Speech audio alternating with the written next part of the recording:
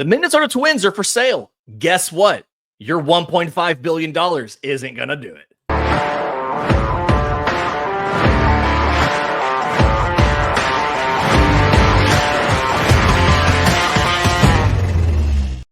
Yes, welcome on in to First Pitch for Tuesday, March 25th, your source of news, notes, and updates on Major League Baseball.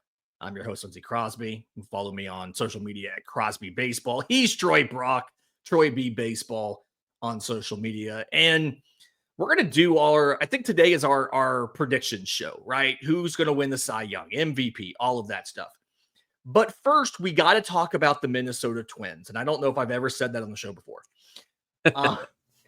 Because there was an interesting development in their attempted sale process a little while back, where the Justin Ishiba, the presumed front runner, dropped out and instead increased his minority share of the Chicago White Sox, indicating that when Jerry Reisendorf dies, he'll probably purchase the rest of the club and take over the White Sox.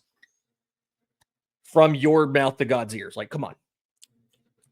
And the guys at The Athletic have reported that the Twins, the Pohlad family, is trying to sell the Twins, but the $1.5 billion purchase price that was suggested by a potential buyer is, quote, a non-starter.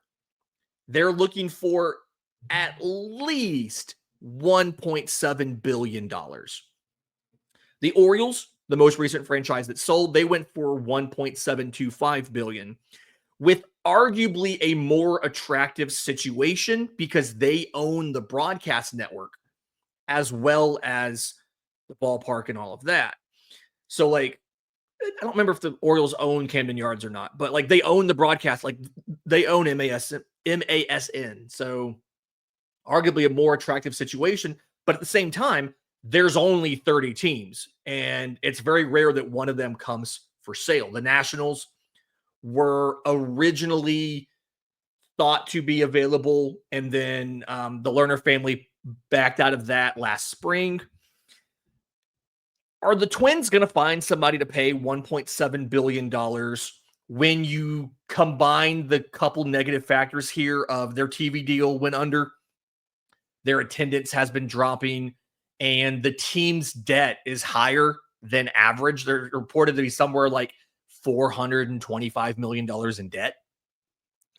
Yeah, I mean, there's always a billionaire out there that's willing to drop $1.7 billion or more on a baseball team because, as you said, there's only 30 of these, and while this one specifically is in debt, if the right person gets a hold of it and takes over as the controlling owner, they can turn this thing around. I mean, the Dodgers have always been a national name, but look what happened to them after the new ownership group bought them, a decade ago or so. Yeah. Like, they have been on the field, they've been dominant, and they've become even more of a household name across the whole world. And a financial powerhouse after Guggenheim bought them out of bankruptcy. Yeah.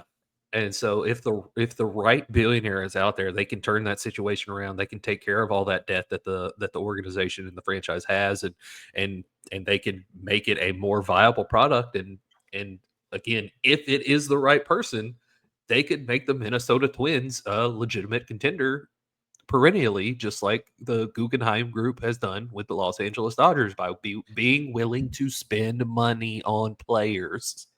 Listen, if every subscriber of First Pitch chips in $4.3 million, we can buy the Minnesota Twins.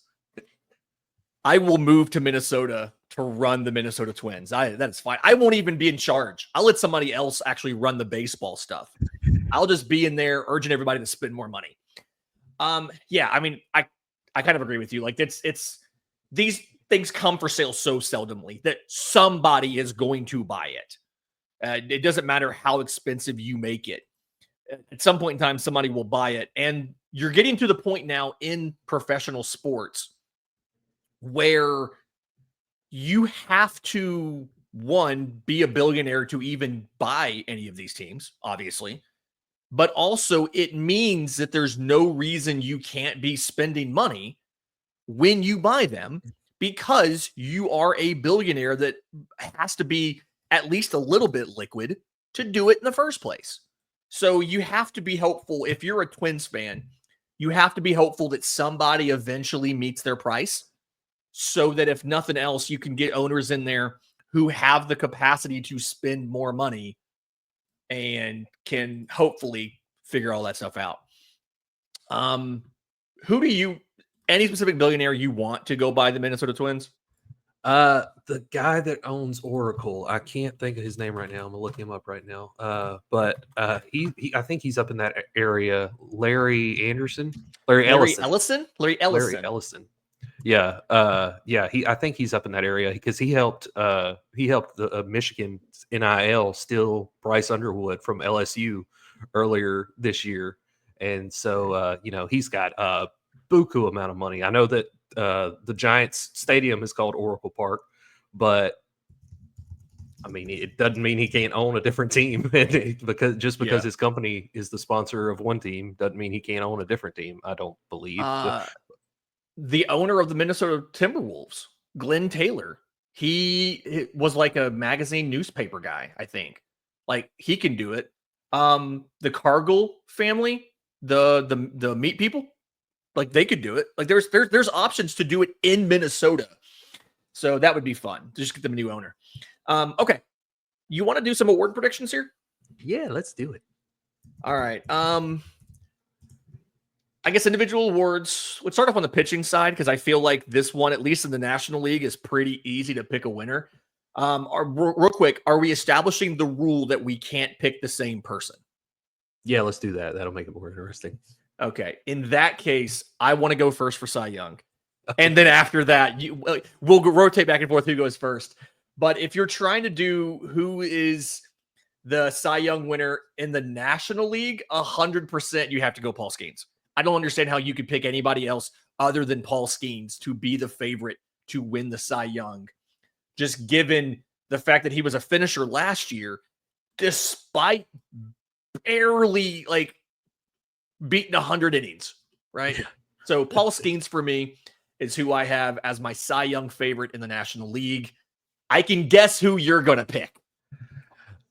Yeah, I do like the Paul Skeens pick. That is a very safe pick. It's very likely, especially with what he did last year, plus adding more pitches to his repertoire this year, and it's going to be insane what he's going to do on the field this year. But yeah, you can probably guess my pick since you took Paul Skeens. It's going to be Zach Wheeler because Zach Wheeler's great, man. He's been so much better with the Phillies than he was during his time with the Mets. He's gotten over whatever the injury thing was that ailed him in New York, and he's been able to stay healthy and on the field for the most part, at least much more than he did during his time with the Mets. And he doesn't have as much. While he is the ace of the staff, he doesn't have as much pressure on him as other aces in other pitching staffs do because of how loaded that rotation is. Yeah, it's if Ranger Suarez does ever come back this season and does pitch at some point, then there's 4 aces in that staff and Jesus Luzardo. So it's one of the best pitching staffs, and Zach Wheeler should have won Cy Young. If Chris Sale didn't win the Triple Crown last year, Zach Wheeler would have been the Cy Young. But my pick is Zach Wheeler. Okay. Ooh, here's fun too. Let's also throw in a dark horse. Somebody who, just is not in the top 10, but could get there this year. I've got 2. So if you don't take one of my 2, I'll say it after you get done. Dark horse number 1 for me, Clay Holmes. Yeah, that's a good one. I mean, I'm worried about the innings. I don't think he'll have enough innings. I think he's going to end up, usually those reliever to starter conversions, they end up being around 130 to 140 innings. But I think Blake Snell has shown that, you don't have to put up 200 innings to win a Cy Young. Yep. He won't win it with 130 unless he's dominant. Like Skeens last year was a finisher, a finalist. It was dominant without 162 innings. But I do like Clay Holmes as a dark horse because I'm a believer in the changes that he's made, the kick change and things like that. And as long as the workload is there for him, this could be a big year. Yeah, I do like that pick. Also, I actually wrote about that yesterday for Mets on SI. David Schoenfield ran some projections on ESPN with the Out of the Park baseball computer video game. Yeah. and projected Clay Holmes to have like a 2.29 ERA. I think that if he does hit 140, I think he's got a good chance of winning it if he can do that over 140 innings. 130, not so much. But I think my dark horse is going to be Hunter Green. Oh, yeah. Okay.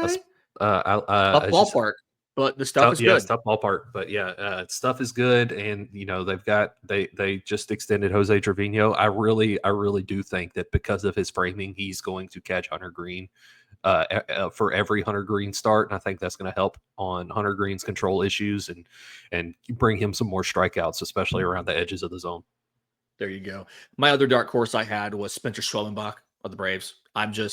That's a good I one. don't want to sound like a homer, but I'm just really high on a lot of the changes, the additions he's made, and just how good he looked last year after those first 5 starts.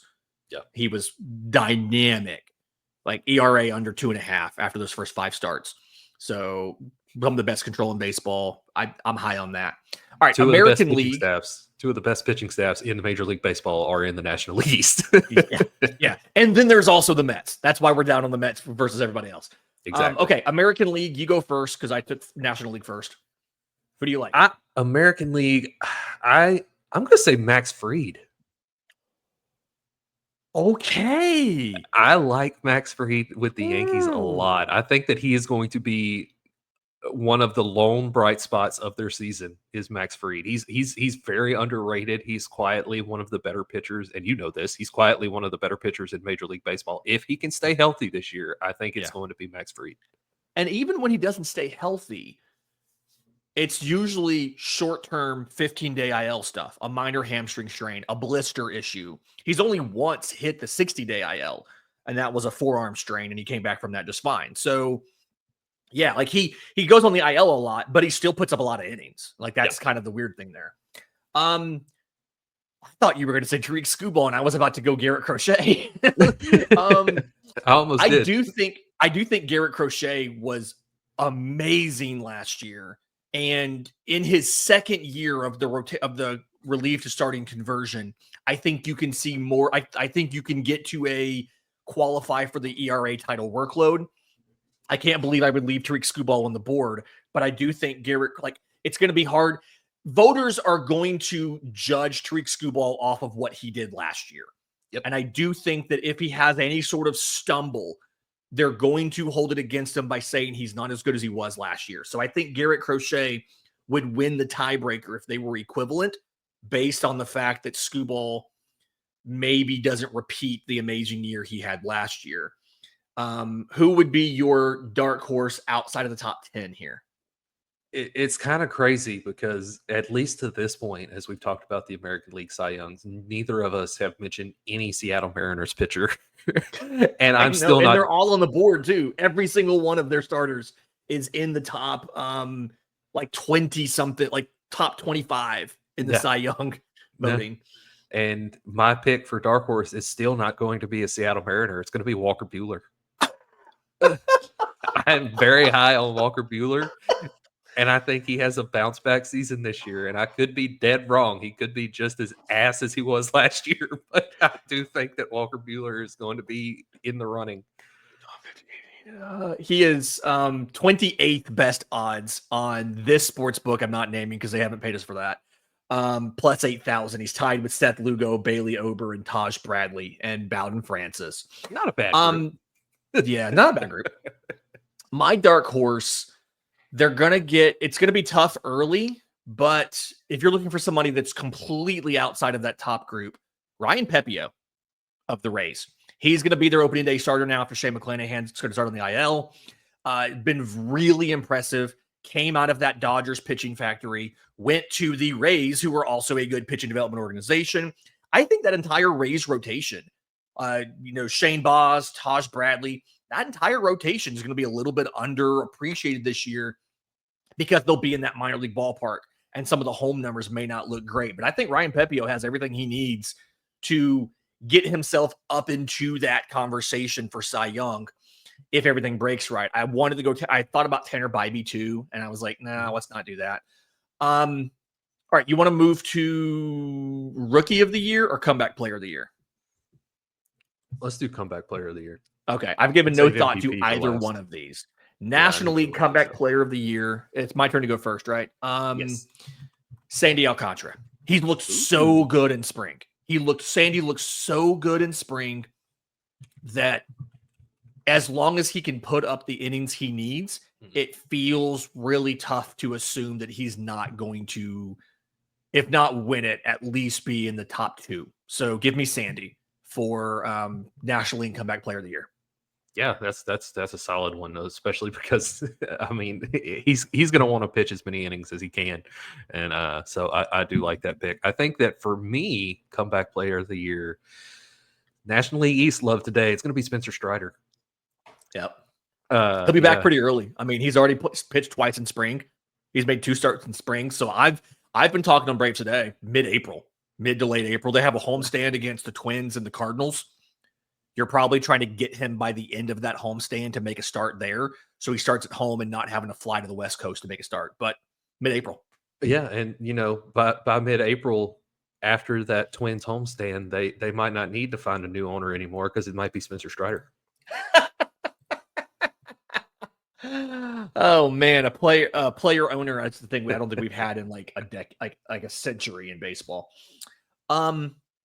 Okay, American League Comeback Player of the Year. We don't need to do dark horses on that.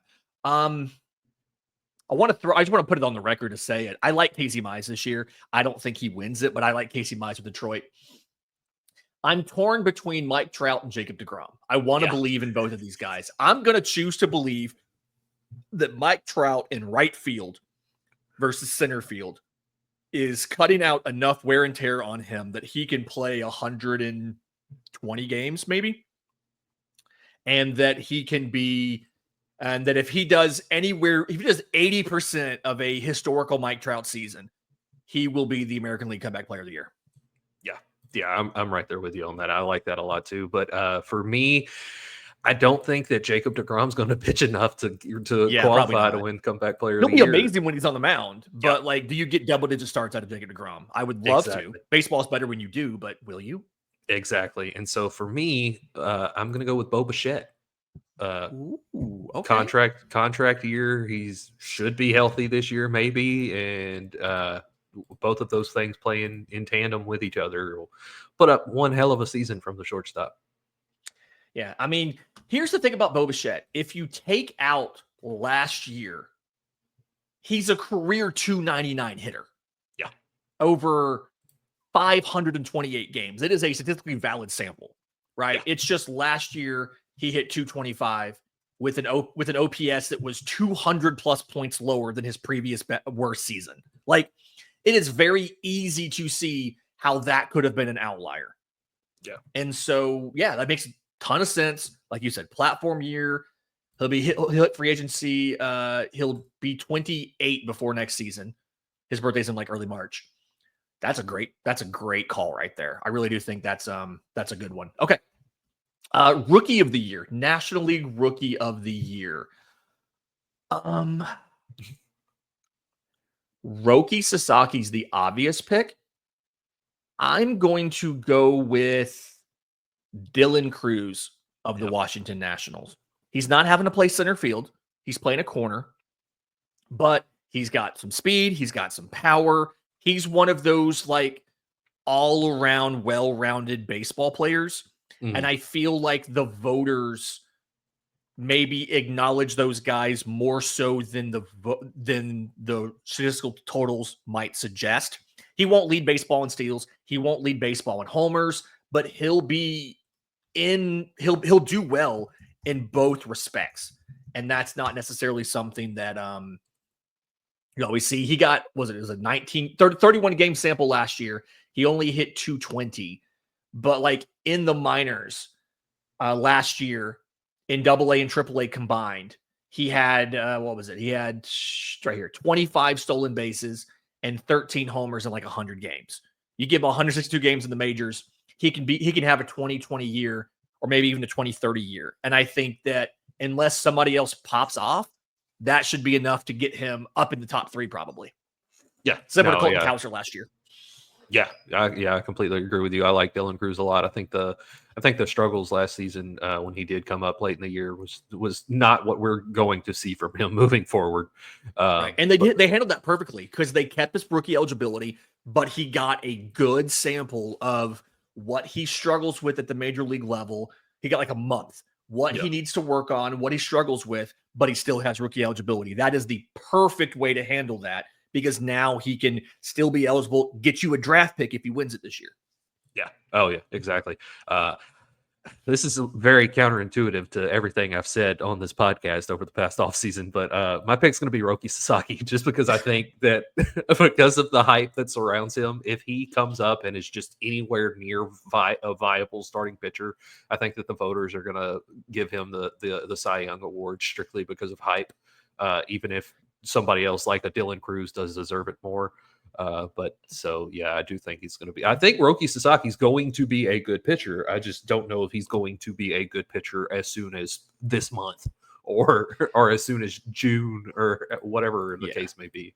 I do think being on that team too, he'll probably be able to get some wins off of that offense and things like that. You know, he has a really great bullpen that can hold a lead if he can get out of a game with the lead, even if it's not, if he doesn't go 7 innings, if he can get through 5 and turn it into that pin, they're going to save a lot of wins for him.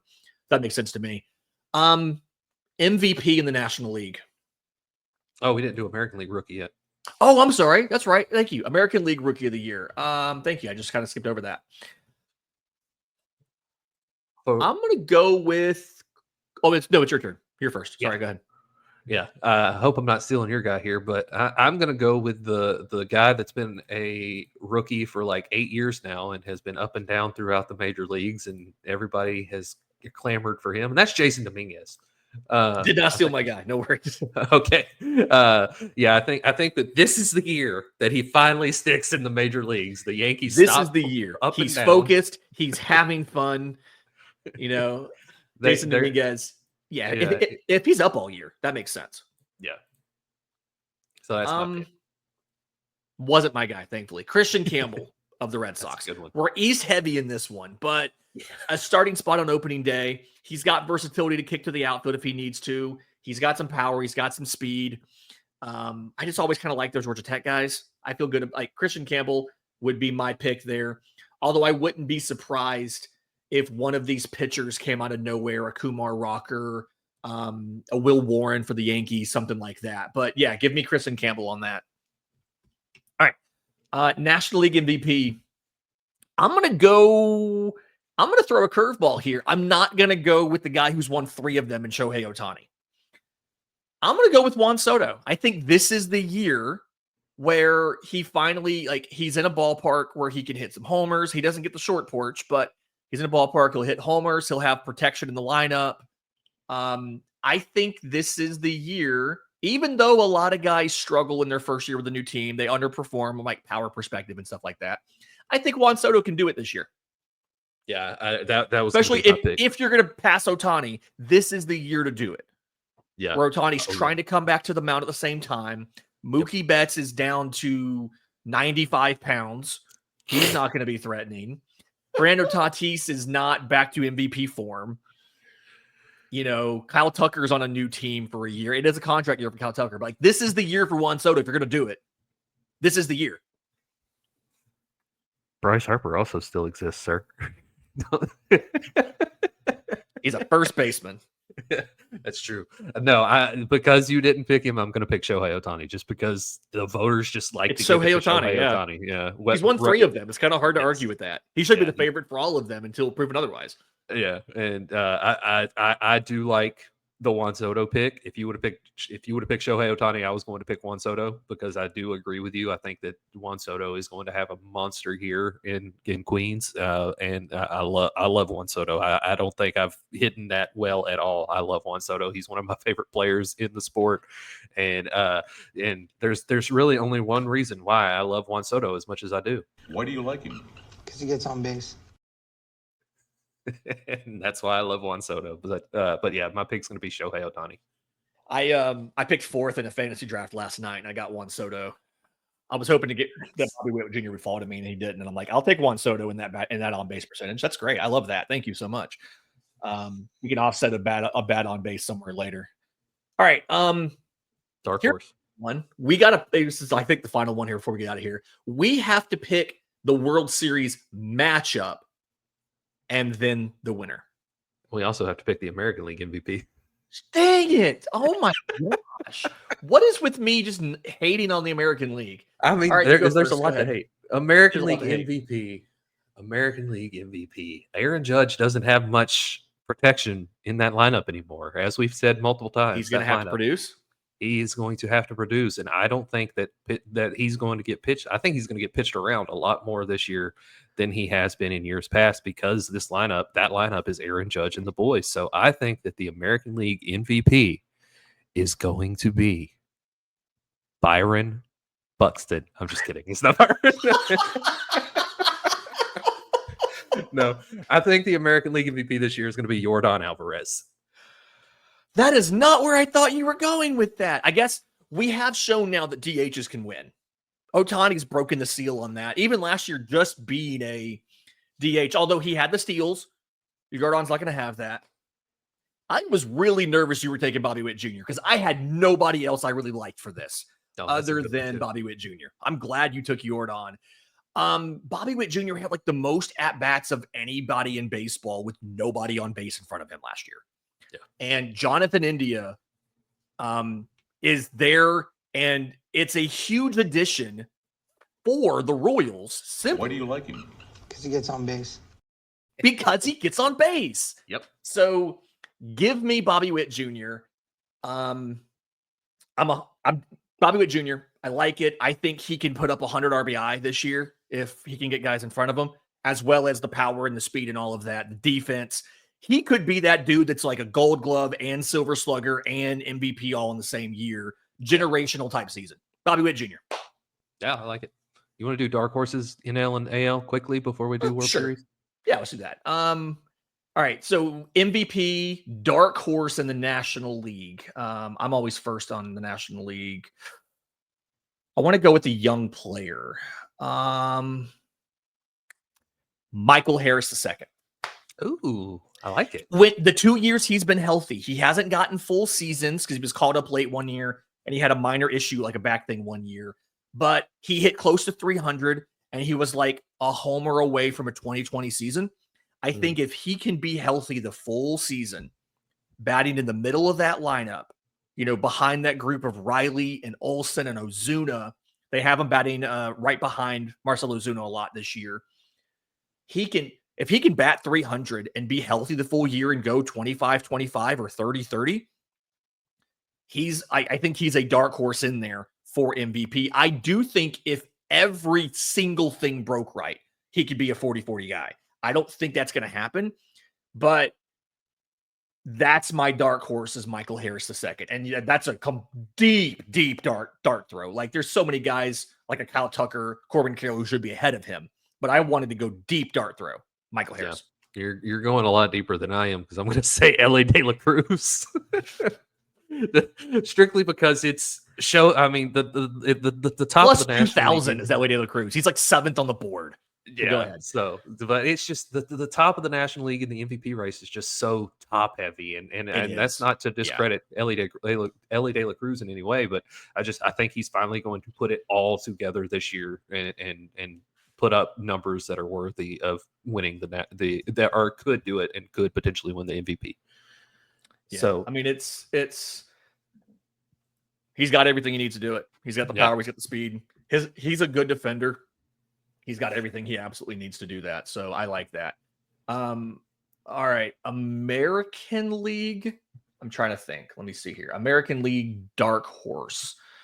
I want to go with the young. You know what? No, I've got a dark horse because I don't think people realize how good he was last year. Hang on. Let me confirm I have these stats right before we do this.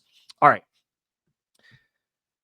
39 home runs, 112 RBI, and a 10th place finisher in MVP with a Silver Slugger. It's a DH in the American League. Who was that? Oh, yeah. I thought Yeah. you were going Jose Ramirez. No, 10th place.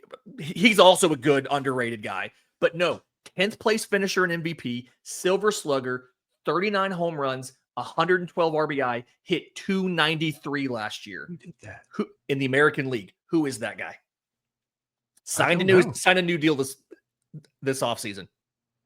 Yeah, I don't know. I can't. Brent Rooker. Oh, God. You take Brent Good Rooker, pick. you put him in that minor league ballpark with that lineup, with the Lawrence Butler, with like all those young players that they have. Brent Rooker could hit 50 home runs this year. Yeah. In that ballpark, he could hit 50 home runs with 120 RBI and close to 100 runs scored. Again, he hit 293 with a 927 OPS. It was a 165 OPS plus last year. People don't really, as a DH, he played a little bit of outfield, but mostly DH. He was worth 5.6 WAR last year. It could be a 6 WAR season for Brent Rooker if everything breaks right. Yeah. Brent Rooker's a super deep dark horse for me in the AL MVP. That's a very good pick. I like that a lot. I thought about staying with the Sacramento Athletics as well and going Lawrence Butler, but I am going to go back to the East. I'm going to say Alex Bregman because of what he can do with the Green Monster. Peppering that wall. I think he's got a good chance of breaking the doubles record, the all-time single-season doubles record with the Green Monster over there. What is the all-time single-season doubles record? I don't know. I can look it up real quick. But I got to go ahead. But yeah, Alex Bregman, he pulls the ball well, and he's not going to hit a lot of home runs. He's not a home run guy outside of 2019 with the rabbit ball. But I do think, there were a few players last year that flirted with reaching 60 home runs, and they were on pace for doing that, and then it never doubles. That's when, 60 doubles, and it never came to be. But I think we see at least 60 doubles this year from Alex Bregman, and I think he does well with his new team and being reunited with Alex Cora and Alex Cora's trash cans. Nice. The most recent guys here, Freddie Freeman had 59 in 2023. Nick Castellanos had 58 in 2019. Yep. The record is 1931. Earl Webb hit 67. Oh, okay. So just 68 doubles. Yeah, just 68 doubles. Just one every other game. I mean, or actually, no, less than that. I can't do math. One every 2.5 games. There you go. You hit one double a series. You have a couple games where you pop off for multiple, and you got the record. It's not that hard. Yeah, easy. All right. World Series matchup. There you go. World Series matchup. Yeah, let's knock that real quick. World Series matchup is the same rule. We can't pick. We can't pick the same teams. I don't know. That's going to be kind of tough. Okay. I think we can pick the same teams. I don't know if we will, but I think for this we can pick the same teams. Dodgers versus Red Sox. Ooh. Yeah, the Red Sox, they've got all of the young bats. A couple of them hit. If Bregman sets the doubles record, all of the pitching they have that's supposed to come back from injury. Garrett Crochet in the front of the rotation. Like Dodgers versus Red Sox, I think could happen. I don't like any of the American League options, honestly. But no, you're not wrong. Dodgers versus Red Sox. Like if it was NL versus AL, I'm taking NL in 5 games, no matter who it is. But yeah, Dodgers versus Red Sox is my pick. I am going back to the East. And for me, it's going to be the Texas Rangers again, because it's every other year thing with Bruce Bochy versus the Atlanta Braves. I'm a fan of that prediction. I would love to. I would love for that to happen. Listen, my mom lives in Dallas, so like I could go to the away games too. Yeah, that's how my wife and I went to Game 2 of the World Series of the Phillies and Astros, because her mom lives in Houston, and so we went to Minute Maid Park when it was Minute Maid Park. Boom. Yeah, there you go. There's our predictions. Who do you have winning, by the way? I have the Dodgers beating the Red Sox in that one. I have the Braves beating the Rangers. And then for World Series MVP, I have Ronald Acuna Jr. Thank you for your service, sir. I appreciate you. Thank you so much. I'm a fan. This has been First Pitch for Tuesday, March 25th. We'll listen on audio. Do us a favor. Leave us a 5-star review. If you're on YouTube, subscribe to the channel. Hit the notification bell so you know when we drop that next episode. Until next time, this has been First Pitch.